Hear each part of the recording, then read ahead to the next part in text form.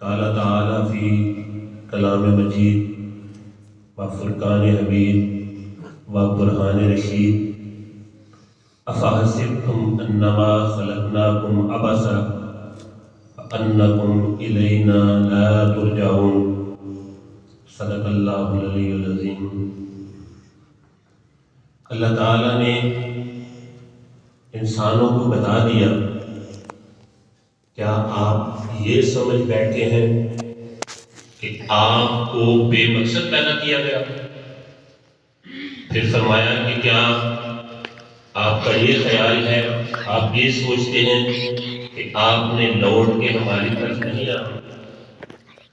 تو یہ انسان کو واضح طور پہ پیغام دے دیا گیا کہ یہ دنیا جس میں انسان کو بھیجا گیا ایک مقصد کے تحت بھیجا گیا، اور مقصد کیا تھا؟ وَمَا خَلَقْتُ الْجِنَّ وَالْإِنسَ إِلَّا لِيَعْبُدُونَ۔ اللہ تعالیٰ نے قرآن پاک میں فرما دیا کہ ہم نے جنوں کو اور انسانوں کو اپنی عبادت کے لیے پیدا کیا۔ تو مقصد ہمارے سامنے آ گیا کہ یہ جو زندگی اللہ تعالیٰ نے ہمیں عطا فرمائی یہ اس کی عبادت کے لیے ہے۔ جو اللہ تعالیٰ کے احکامات ہیں ان کو ماننا یہی زندگی کا مقصد ہے۔ قرآن پاک میں بہت سارے مقامات کے اوپر وقت کی اہمیت بتاتے ہوئے ارشاد فرمایا گیا۔ ایک جگہ فرمایا گیا والفجر، اللہ تعالیٰ نے فجر کے وقت کی قسم کھائی۔ اب ویسے ہی اللہ تعالیٰ جو بات فرما رہے ہیں وہ ویسے ہی بڑے معتبر ہے، تو قسم کھانے کی ضرورت کیوں پڑی؟ اس لیے کہ اس کی اہمیت کو بڑھا دیا جائے، یعنی کہ وقت کی اہمیت کو اللہ تعالیٰ نے بڑھا دیا، انسان کو بتا دیا کہ سب سے جو اہم چیز ہے وہ وقت ہے۔ یہ دن، مہینے، سال، یہ سب کیا ہے؟ یہی زندگی ہے میرے عزیزوں، دوستوں، بھائیوں، بچوں، یہی ساری زندگی ہے۔ یہ جو ہمارا سرمایہ ہے، جو کیپٹل ہے، جو ہمارا انویسٹمنٹ ہے، وہ ساری وقت ہے۔ زندگی ایک وقت ہے۔ قرآن پاک میں دوسری جگہ ارشاد ہوا، سب کو ہی تقریباً یہ سورہ عصر یاد ہے، تو اللہ تعالیٰ نے فرمایا والعصر ان الانسان لفی خسر الا الذین آمنوا وعملوا الصالحات وتواصوا بالحق وتواصوا بالصبر۔ اللہ تعالیٰ نے عصر کے وقت کی قسم کھائی اور بتا دیا کہ وقت کتنا اہم ہے۔ اب عصر، ایک تو وقت عصر، دوسرا یہ کہ عصر کا وقت جب ہوتا ہے تو غور کی بات یہ ہے کہ اس کے فوراً بعد پھر شام ہو جاتی ہے، یعنی انسان کو یہ پیغام دیا گیا کہ آپ کی زندگی بالکل اختتام کے قریب ہے، ختم ہونے والی ہے۔ چونکہ عصر کے فوراً بعد پھر مغرب ہو جاتی ہے، تو بتا دیا گیا کہ یہ چند روزہ زندگی ہے، اور آگے چل کے بتا دیا کہ سارے انسان خسارے میں۔ والعصر ان الانسان لفی خسر، سارے انسان خسارے میں ہیں۔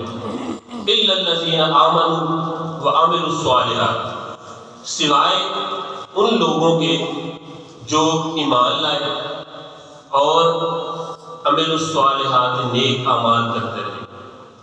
وتواصوا بالحق وتواصوا بالصبر، اور حق کی نصیحت کرتے رہے اور صبر کی نصیحت کرتے رہے۔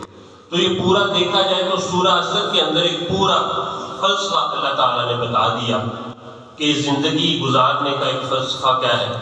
ایمان، اللہ تعالیٰ کے احکامات کے مطابق اپنی زندگی کو گزارنا، اور اپنے نفس کی خواہشات اور شیطان کی خواہشات کے خلاف کرنا، یہ اپنی ذات کے لیے ہو گیا، اور دوسروں کے لیے یہ ہو گیا کہ دوسروں کو آپ نے اچھی چیزوں کی نصیحت کرنی ہے، حق کی نصیحت کرنی ہے، اور صبر کی تلقین کرنی ہے۔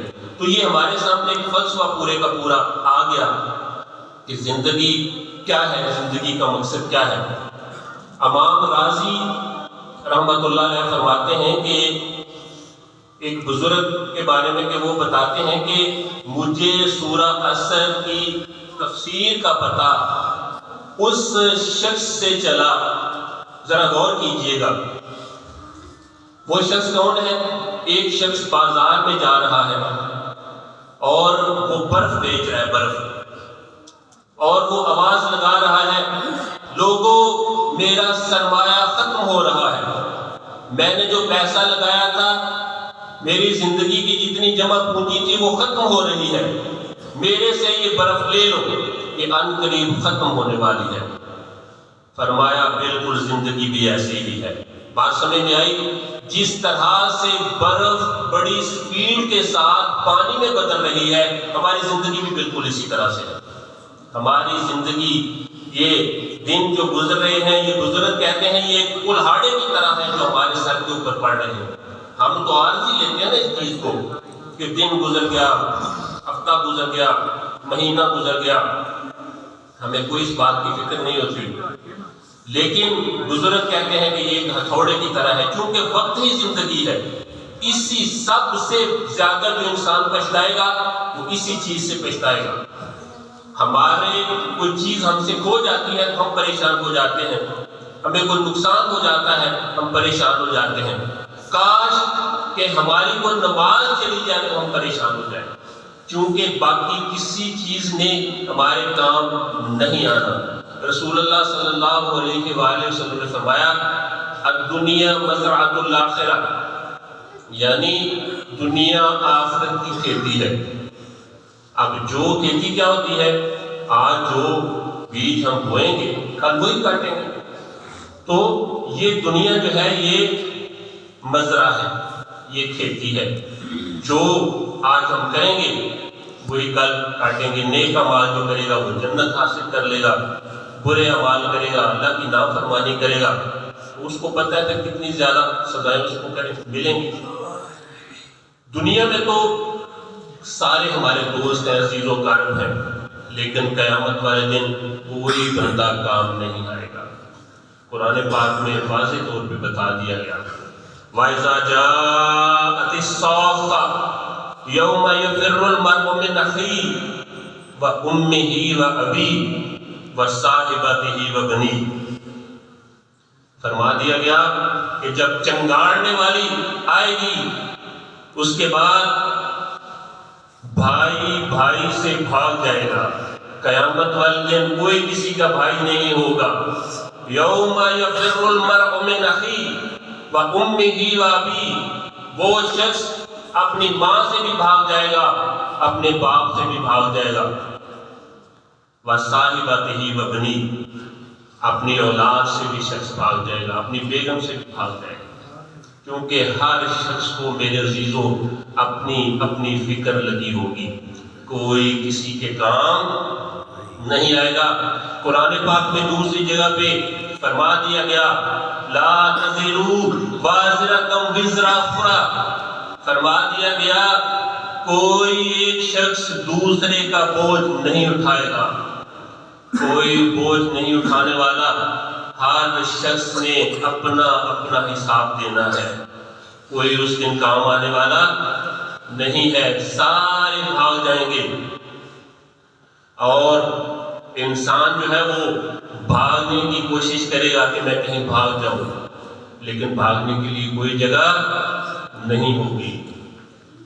انسان کہے گا یقول الانسان یومئذ این المفر کلا لا وزر، انسان یہ کہے گا کہ کوئی جگہ ہو جہاں میں بھاگ جاؤں، آج میں اس جگہ پہ بھاگ جاؤں۔ دنیا میں تو ہزاروں عزیز و کارم ہوتے ہیں، دوست ہوتے ہیں، بندہ کسی کیس میں پھنس جاتا ہے تو عدالت میں جاتا ہے، وکیل کو کہتا ہے، آج کل تو پیسے بھی دے کے لوگ چھوٹ جاتے ہیں، لیکن وہاں کوئی چیز ایسی نہیں ہوگی، وہاں انسان اتنا خوف میں ہوگا، اتنی پریشانی میں ہوگا کہ کہے گا کہ میں کہاں بھاگ کے جاؤں۔ آگے سے کہا جائے گا کلا لا وزر، اب بھاگنے کے لیے کوئی جگہ نہیں ہے۔ اور جب موت کی سختیاں آ جاتی ہیں تو پھر انسان کو کوئی سمجھ نہیں آتا. آپ نے دیکھا ہوگا کبھی انسان جب مر رہا ہوتا ہے کوئی، اس کی حالت کیا ہوتی ہے، وہ ایک خاص کیفیت میں ہوتا ہے. حضرت ابراہیم علیہ السلام جن کو اللہ تعالیٰ نے اپنا دوست فرمایا، واتخذ اللہ ابراہیم خلیلا، فرمایا کہ اللہ تعالیٰ نے حضرت ابراہیم علیہ السلام کو اپنا دوست کہا. کتنا تعلق ہوتا ہے دوست میں، جو اللہ کا دوست ہو. تو جب اس ظاہری دنیا سے تشریف لے گئے تو اللہ تعالیٰ نے پوچھا کہ اے دوست بتاؤ موت کس طرح آئی، موت کی سختیاں کیسی تھیں. تو عرض کی کہ یا اللہ اس طرح تھا جس طرح سے کہ نرم روئی ہوتی ہے نا، روئی، نرم روئی، اس کے اندر سے گرم سیخ گزاری جائے، اس طرح سے مجھے موت ہے. اب آپ اندازہ کریں یہ انبیاء کی حالت ہے، آپ کس طرح ان کی یہ حالت ہے، تو ہم کس باغ کی مولی ہے آپ خود اندازہ کریں. حضرت ابوبکر صدیق رضی اللہ تعالیٰ عنہ انبیاء کے بعد اتنی زیادہ شان ہے، لیکن ایک دن ایک باغ میں تشریف فرما تھے تو سامنے درخت کے اوپر ایک چڑیا کو دیکھا تو فرماتے ہیں کہ اے چڑیا تو میرے سے بہت زیادہ خوش نصیب ہے، چونکہ تو کھائے گی پیے گی، ایک درخت سے دوسرے درخت پہ جائے گی اور اپنی منزل پہ بغیر حساب کے چلی جائے گی، لیکن مجھے اللہ تعالیٰ کے سامنے اپنا حساب دینا پڑے گا. اتنی بڑی شان ہے اور اللہ تعالیٰ کا خوف دیکھیں کتنا زیادہ ہے. حضرت عثمان غنی رضی اللہ تعالیٰ عنہ جب بھی قبرستان جاتے ہیں قبر کے اوپر کھڑے ہو اتنا روتے کہ آپ کی داڑھی جو ہے وہ بھر جاتی ہے آنسوؤں کے ساتھ. تو کسی نے عرض کی اے امیر المومنین آپ تو اشرا مبشرہ ہیں، آپ کو تو اللہ تعالیٰ نے جنت کی بشارت عطا فرمائی ہے، اس کے باوجود بھی آپ اتنا زیادہ رو رہے ہیں.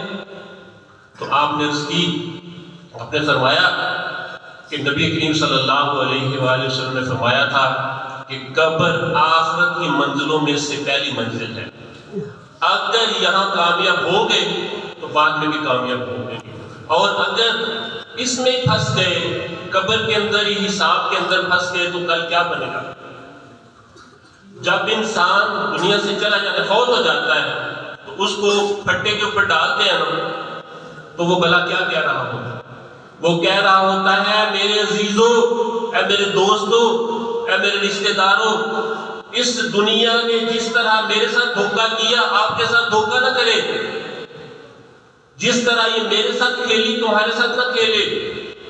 یعنی کہ یہ کسی کا دنیا سے چلے جانا ہمارے لیے عبرت ہے، ہم عبرت پکڑیں گے تو پھر کامیابی ہوگی.